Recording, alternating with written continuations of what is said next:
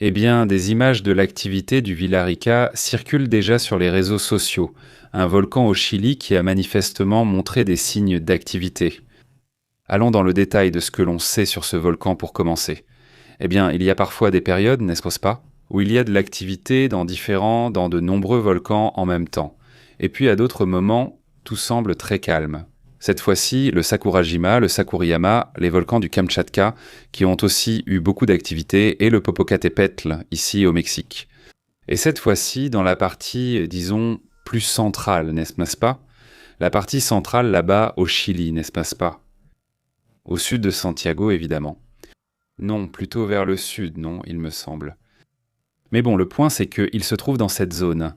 Le volcan Villarrica est un volcan chilien assez connu. Qui, eh bien, à de nombreuses occasions apparemment, eh bien, il est enneigé, même avec des glaciers et tout, n'est-ce pas? Mais bon, on dit que c'est un endroit très beau, pas spectaculaire, et que cela fait partie du comportement normal de ce volcan. Ce n'est pas non plus quelque chose d'atypique, ce n'est pas quelque chose d'anormal, mais bon, cela reste intéressant et surprenant. Un grand salut à la communauté chilienne et à toutes celles qui nous regardent en Amérique du Sud, en Argentine, en Uruguay et dans toute la région. Évidemment, merci beaucoup. Mais bon, d'un endroit qui fait partie de ces lieux que j'imagine incontournables à visiter un jour, ces endroits et volcans, passons à d'autres sujets de ce qui se passe dans le monde. Regardez tout de suite, allons-y avec l'image qui circule en ce moment. D'après ce que montre cette image qui circule au Japon, on voit ces ours, n'est-ce pas? Qu'est-ce qu'ils font? Eh bien, ils sont en train de mesurer. En fait, ces petits ours sont vraiment agressifs, ces petits ours. Ils sont vraiment agressifs. Parce qu'environ 13 personnes ont perdu la vie au cours de l'année dernière. C'est vraiment quelque chose de grave, regardez. C'est dans la ville d'Utusumila, où il y a des rapports de la police et d'autres services concernant des observations d'un ours, depuis le 6. Mais ils veulent éliminer environ 3000 ours, parce qu'il y a une surpopulation d'ours, et ce sont des ours qui, je le répète, ne sont pas d'ici. Par exemple, à Monterrey, jusqu'à présent, il n'y a pas eu d'attaque, les ours se promènent tranquillement, ils marchent et s'en vont, et c'est tout. Mais ici, ils sont devenus très agressifs, non? D'après ce qu'ils rapportent, ce week-end, tout s'est passé à 16h30 dans le quartier de Nikishikawa, à Utusumila, où il a été confirmé qu'un ours s'échappait dans un quartier résidentiel. Eh bien voilà, les ours font leurs petites bêtises là-bas. Évidemment, c'est un sujet qui attire l'attention dans cette région du monde.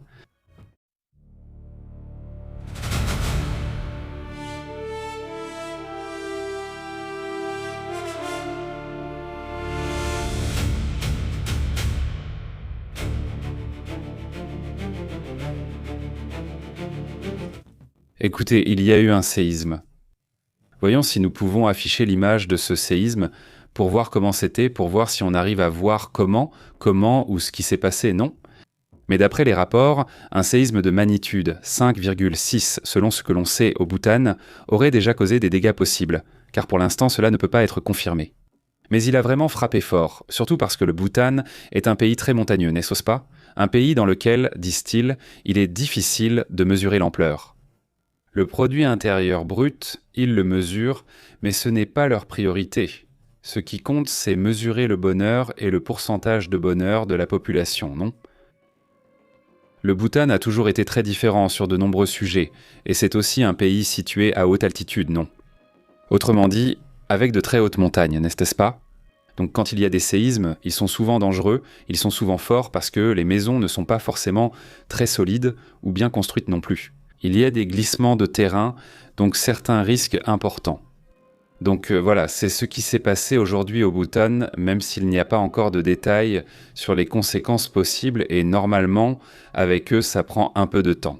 C'est comme lorsqu'il y a des séismes aussi en Afghanistan et dans certaines régions du monde, où parfois les rapports mettent 4 ou 5 heures à nous parvenir complètement. Nous attendons plus de détails, mais aujourd'hui il y a eu plusieurs séismes, dont un de magnitude 6 au Kamtchatka, en Russie. On signalait aussi ce séisme entre la Grèce et la Turquie, du côté grec, qui a également causé quelques dégâts matériels. Eh bien, il y a eu aujourd'hui de l'activité sismique et volcanique. Il y a eu un peu d'activité avec le Sakuriyama, le volcan Sakuriyama, avec ce volcan, le volcan chilien, n'est-ce pas? Que nous venons de signaler d'ailleurs dans cette activité que nous observions du volcan Villarrica, ce n'est pas son nom. Et... Disons que non, ce n'est pas atypique. Je le répète, ce n'est pas atypique. La question des séismes ou le sujet, mais parfois on dirait que tout arrive le même jour, non? C'est ça qui est parfois intéressant, surtout en prévoyant que cela s'est produit, non? La tempête solaire multipliée par 4, non? D'après ce que disait le rapport de la docteure. Celui-ci. Aux États-Unis, c'est cette docteure qui a travaillé pour la même... Non, pas la NASA, c'est ce qu'elle disait. Ce n'est pas quelque chose qui lui arrive pour la première fois, mais ce n'est pas non plus quelque chose de très courant. En ce qui concerne l'activité solaire, que 4 tempêtes se rejoignent et atteignent la Terre. Pas cette fois-ci, car 4 sont arrivées en même temps et ont généré hier même des aurores boréales. N'est-ce pas? Alors cette activité tout à coup est supposément liée à des phénomènes géologiques, n'est-ce pas? Un sujet qui fait controverse, mais il y a effectivement des études qui essaient de le démontrer, n'est-ce pas? Aussi d'ailleurs, il y a eu un autre séisme à Hidalgo, à Chiapas, à Ciudad Hidalgo, Chiapas. Celui-ci a eu une magnitude de 4,4 aujourd'hui, selon ce que dit le service sismologique national du pays, avec une profondeur de 18 km, n'est-ce pas? Tenez-en compte aussi, parce que c'est également une partie importante de ce qui s'est passé. Un 4,4 déjà avec des informations. Ce n'est plus préliminaire, le séisme a été confirmé, alors faites attention à ce détail, d'accord? Passons à d'autres sujets importants.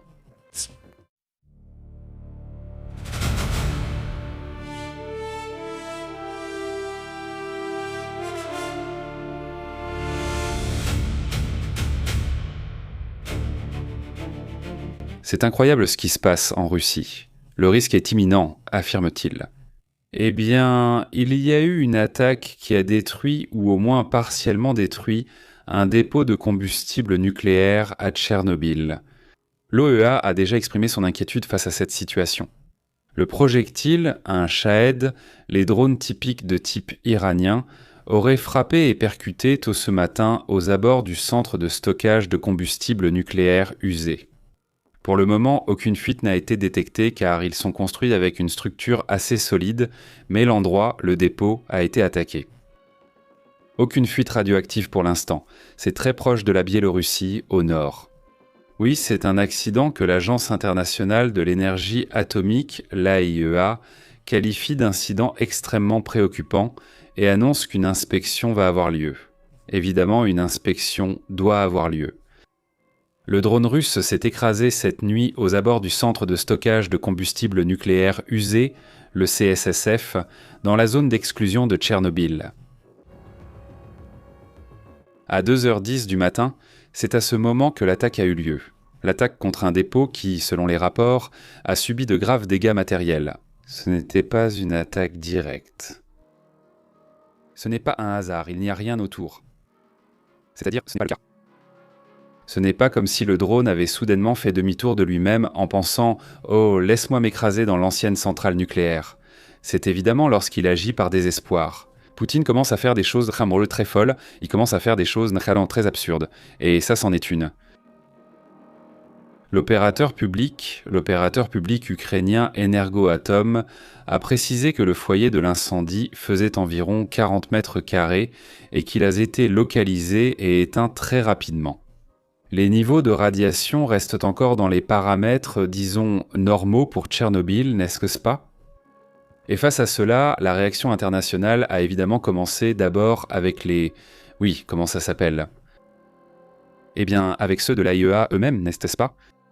C'est-à-dire, regardez simplement à quel point c'est proche pour qu'on voit le détail, à quel point Tchernobyl est proche de la Biélorussie. Oui, c'est-à-dire la ligne qui est en haut, la ligne blanche, c'est la Biélorussie. Regardez bien, voilà, c'est la Biélorussie. Donc disons que c'est juste à côté de son voisin direct, mais en plus la Biélorussie, et ici, c'est déjà la Russie. Oui, donc ici c'est déjà la Russie, c'est aussi tout proche, non? Mais bon, cet endroit, juste pour mesurer rapidement jusqu'à la frontière avec... Non, ça c'est Tchernobyl. On va mesurer la distance jusqu'à la frontière, d'accord? C'est bien celle-ci. Ça fait 12 km. C'est-à-dire tout ce qui arrive à Tchernobyl va directement affecter la Biélorussie. Un pays partenaire et ami des Russes, en théorie, non? Eh bien, la situation est évidemment compliquée. L'attaque avec un drone modèle Shahed qui a causé de graves dégâts et un incendie de 40 mètres. Et donc Raphaël Grossi aurait réagi à cette situation, n'est-ce pas? Là, nous voyons le directeur général de l'OIA. Ils assurent que l'attaque a eu lieu à un moment extrêmement préoccupant, car elle a visé une installation qui contenait de grandes quantités de matériel nucléaire stocké à quelques mètres du bâtiment attaqué. Grossi souligne que les attaques contre les installations nucléaires sont totalement inacceptables et vont directement à l'encontre des principes fondamentaux de la sûreté nucléaire, les 7 piliers indispensables pour la sécurité nucléaire pendant le conflit armé. Le ministre ukrainien des Affaires étrangères, également appelé Driss Sibila ou Sibila, aurait déclaré que la Russie met en danger la région de Tchernobyl depuis un certain temps. Et que cela menace donc la sécurité nucléaire non seulement de l'Ukraine, mais aussi de toute la région, y compris la Russie elle-même. En somme, attaquer ce type d'installation n'a aucun sens, mais c'est ainsi que la Russie sème la peur dans cette zone. Le ministre de la Défense de l'Union européenne se réunit aujourd'hui pour informer sur cette situation et également sur le déblocage des 6,6 milliards d'euros du Facilité européenne pour la paix pour l'Ukraine. Cet argent était gelé depuis un certain temps à cause de Viktor Orban lorsqu'il était au pouvoir. Maintenant qu'il n'est plus au pouvoir, cette somme va également être débloquée. Mais bon, voilà comment les choses se présentent aussi sur ce sujet.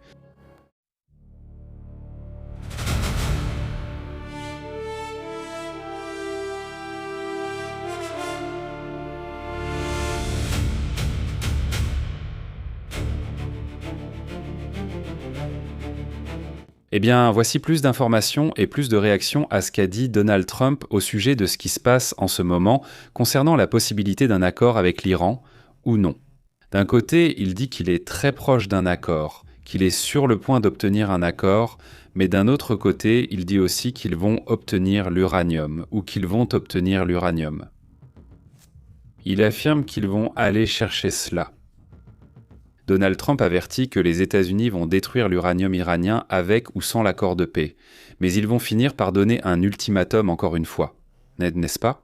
Combien d'ultimatums vont-ils encore donner? Parce qu'il y en a déjà eu beaucoup, vraiment beaucoup d'ultimatums. Le président a affirmé dans cette interview qu'ils sont très proches d'un soi-disant accord, mais il exige que l'Iran renonce complètement à l'uranium enrichi. Il a averti que non, qu'il ne va pas débloquer les avoirs iraniens immédiatement, mais qu'il pourrait le faire à l'avenir. Si nous sommes amis et concluons un accord, nous l'annoncerons ensemble, utiliserons notre équipement, le sortirons et le détruirons, ici ou ailleurs. Donald Trump a déclaré à Mida Press que s'ils ne les reçoivent pas, ils finiront par les détruire. Mais bon, pendant que tout cela se passait, et alors que cette interview a été donnée seulement vendredi, mais qu'il la publie aujourd'hui, beaucoup de choses se sont passées en même temps. Parmi elles, l'attaque d'Israël contre Beyrouth, l'appel du Qatar pour un NOTAM demandant la suspension de tout l'espace aérien de la région d'ici jusqu'au 14 juin, c'est-à-dire qu'il prévoit quelque chose. En même temps, l'Iran a averti Israël que cette nuit, il fallait regarder le ciel, il fait déjà nuit en Israël. Quelque chose va-t-il se passer là-bas? Eh bien, on dirait que beaucoup de choses se sont accélérées pour le week-end. Le plus marquant, de mon point de vue, c'est ce qui se passe entre le Liban et Israël, et cela ne va pas forcément affecter directement les prix du pétrole. Si cela reste comme ça et qu'il ne se passe rien dans les pays du Golfe, alors il est possible que les choses ne s'aggravent pas autant, pas aussi fortement. N'est-ce pas? Cela aussi, eh bien, c'est important à prendre en compte. Il reste quelques heures. Laisse-moi vérifier l'heure au Japon, d'accord? Il est encore très tôt. 3, 4 ou 5h55 du matin, tu imagines?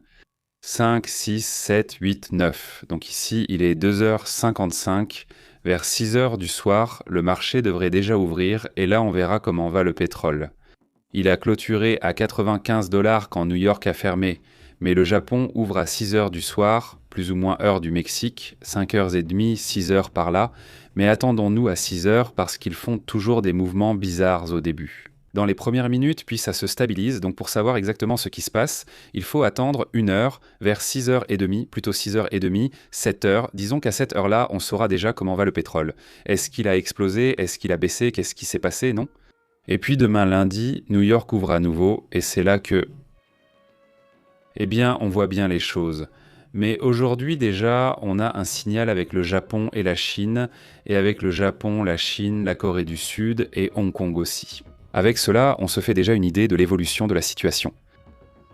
Eh bien, allons à d'autres points également importants.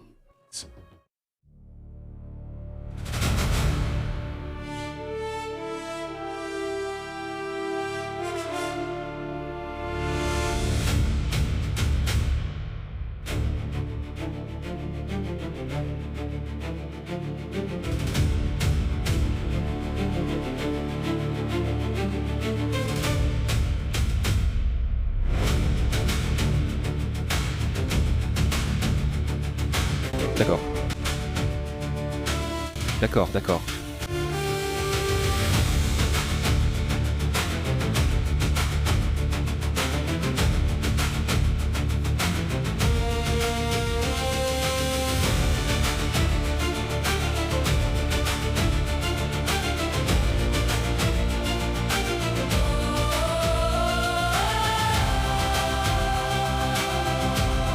Eh bien, il y a aussi 2 choses qui se passent en ce moment même en Israël et qui attirent beaucoup l'attention. Tout d'abord, il y a un appel de la part d'Israël.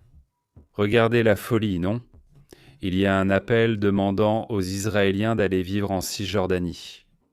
Ainsi, il n'y aurait pas d'accord entre la Palestine et la Cisjordanie et il ne pourrait pas avoir un État en même temps. L'armée israélienne est en train d'enquêter. La police, c'est-à-dire une enquête de la police militaire, parce qu'un soldat a ouvert le feu vendredi dernier. C'est bien ça? Donc, ce vendredi passé. Contre un véhicule juste aux abords de la ville de Cisjordanie, et c'est là que le soldat a tiré sur cette voiture, sur l'automobile.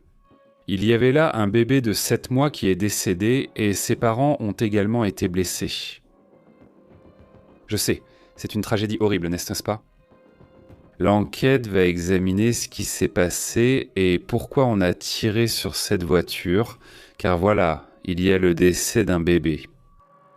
Il s'appelait Samfat Abou Haïkal, le petit de 7 mois qui était avec ses parents dans la zone de Tel Rehumeïda, à Hébron. Donc oui, la zone est très tendue, à la fois à cause de ce cas précis et à cause de l'annonce faite par Israël. À la population, il faut continuer d'y aller, n'est-ce pas? Imaginez un peu, n'est-ce pas? D'après ce qu'il rapporte, c'est sûr. Le ministre des Finances israélien, Bancel Smotrich, a lancé un appel à la population pour qu'elle déménage en Cisjordanie et reprenne possession des lieux. Il dit ou prendre, disons, une zone pour que les Palestiniens ne l'accorent pas. Donc la possibilité d'un État là-bas. Donc c'est un sujet qui continue de poser des problèmes, regardez. Netanyahou a déjà été beaucoup critiqué pour avoir mené Israël à un isolement, même de leur propre peuple, parce que beaucoup d'ingénieurs qui travaillaient à Tel Aviv vivent déjà en Allemagne, ils sont déjà partis avec toute leur famille et tout. C'est-à-dire, ils sont partis. Il y a un exode de nombreux experts dans les domaines des services technologiques, des ingénieurs, etc., qui partent tout simplement parce qu'ils n'aiment pas l'approche. Qu'a Netanyahou et où conduit-il ce pays? C'est aussi un grand sujet.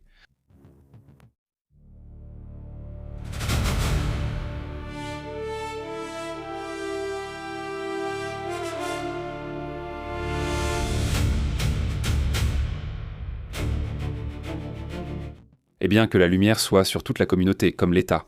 Raoul Sachs dit ceci, et si la situation en Russie fait déjà très peur, alors si le sujet nucléaire devient fou, ça devient vraiment inquiétant. Honnêtement, non, ce n'est pas une voie à suivre. Il ne faut pas dire que, eh bien, en aucun cas. Salut Léonard, comment vas-tu? Très bien, dit-il.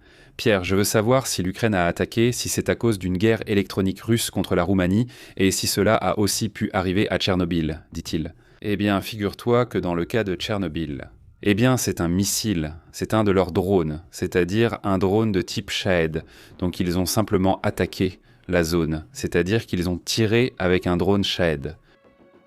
Pour quelle raison ? Qui sait ? Non, sincèrement. Mais je ne pense pas que ce soit une erreur. Ce n'est pas comme si c'était une zone totalement boisée, non ? Ils frappent là pour une raison qu'ils ont calculée, n'est-ce pas ? Qui sait pourquoi ?